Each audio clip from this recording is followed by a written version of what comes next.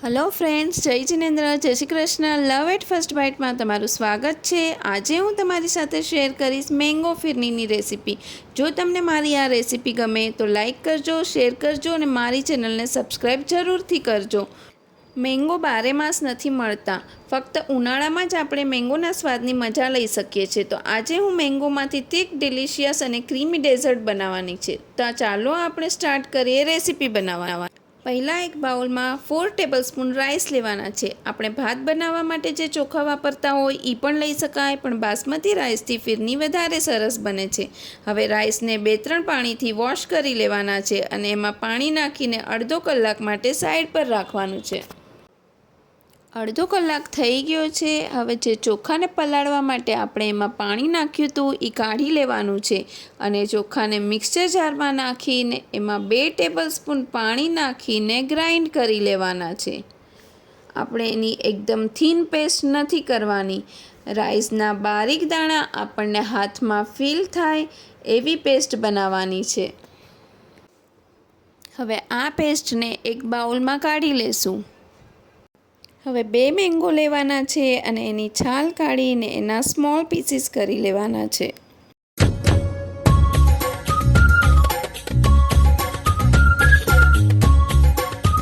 हवे पीसीस ने mixer jar में नाखीने एनी मैंगो प्योरी बनावी लेवानी छे।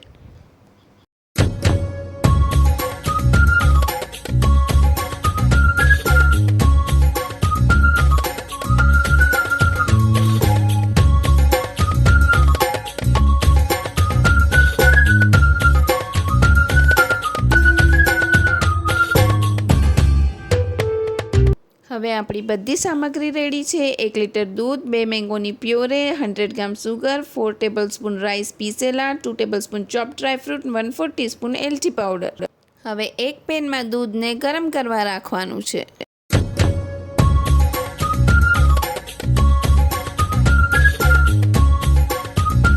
दूध उकळे एटले आपणे पीसेला राइस लेशुं। एमां राइस नीचे अने पाणी ऊपर आवी गयुं हशे एटले एने चमचीथी बराबर मिक्स करी लेशुं।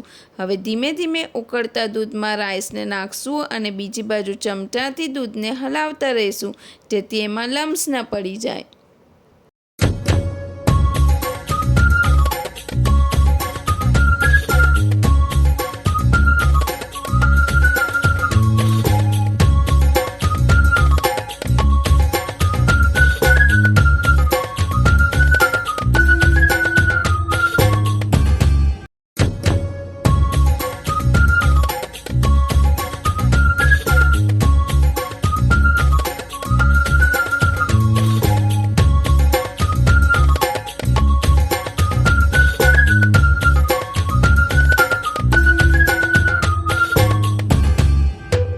दूध थीक थई जाए अने राइसनो दाणो एकदम सॉफ्ट थई जाए त्यां सुधी आपणे हलावता रहेवानुं छे।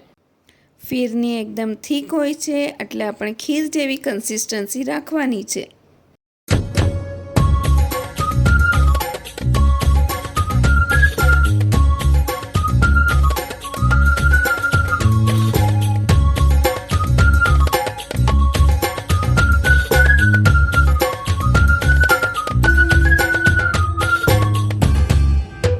તમે જોઈ શકો છો કે મિશ્રણ એકદમ થીક થઈ ગયું છે।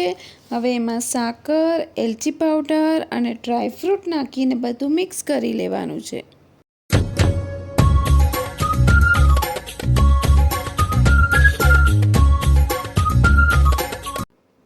હવે ગેસની ફ્લેમ બંધ કરી દેવાની છે અને 15 થી 20 મિનિટ માટે ફીરનીને ઠંડી થવા દેવાની છે। ફીરની થોડી ઠંડી થઈ ગઈ છે। હવે આપણે એમાં મેંગો પ્યોરી મિક્સ કરીશું।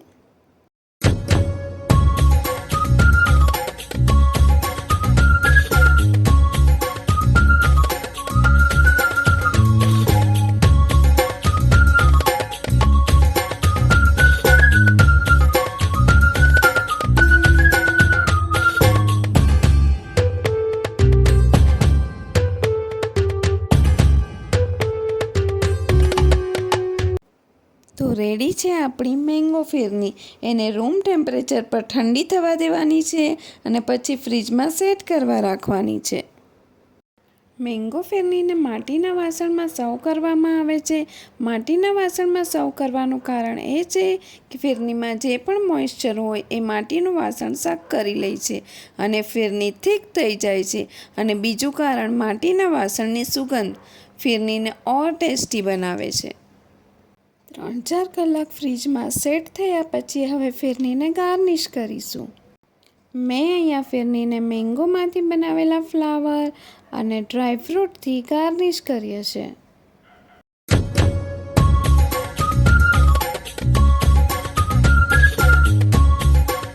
હવે બીજા બાઉલની ફિરનીને મેંગોના સ્મોલ પીસીસ અને ડ્રાયફ્રૂટથી ગાર્નિશ કરીશું.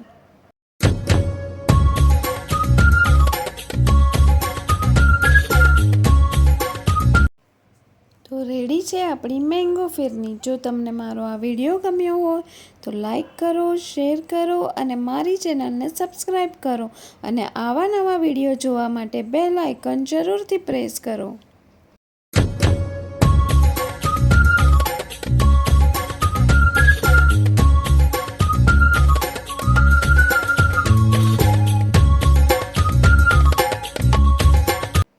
Thank you for watching.